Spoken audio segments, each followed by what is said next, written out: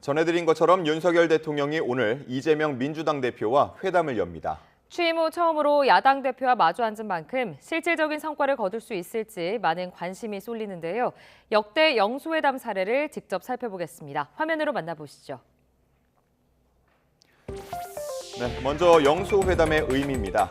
옷깃령에 소매 수를 씁니다. 옷깃과 소매의 만남, 통상 대통령과 제1야당 대표 간 회담을 의미하는데요. 대통령은 야당과 소통하며 함께 협력한다는 인상을 풍길 수 있고 제1야당은 대통령과 독대하며 국정 현안을 풀어내는 이른바 힘 있는 야당의 이미지를 구축할 수 있습니다.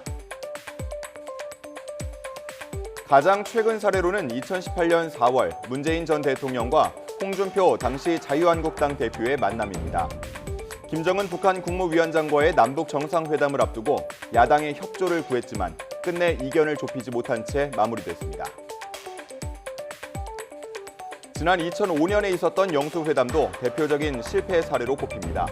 노무현 전 대통령은 본인의 탄핵 심판이 헌법재판소에서 기각된 이후 야당인 한나라당의 대연정을 제안하게 됩니다. 소선거구제였던 선거제 개편을 촉구하면서 내각 임명권을 주겠다고 약속했지만 당시 야권으로선 받아들일 수 없는 제안이었고 박근혜 당시 한나라당 대표와의 회담은 빈손으로 마무리됐습니다. 반면 성과를 낸 영수회담도 있습니다. 지난 2000년 김대중 전 대통령은 대선 상대였던 이회창 당시 한나라당 총재를 수차례 만났는데요.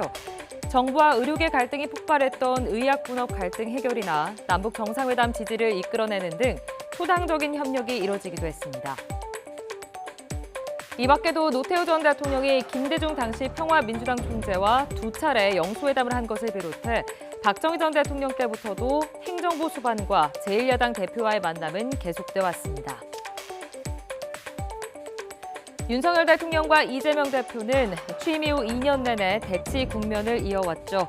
이번 영수회담이 큰 성과물을 만들어내긴 힘들다는 중론도 있지만 협치를 시작할 수 있는 흔치 않은 기회라는 평가도 있습니다. 오늘의 만남이 지금의 꽉 막힌 정국을 해소할 수 있는 분기점이 될 수 있을지 주목됩니다.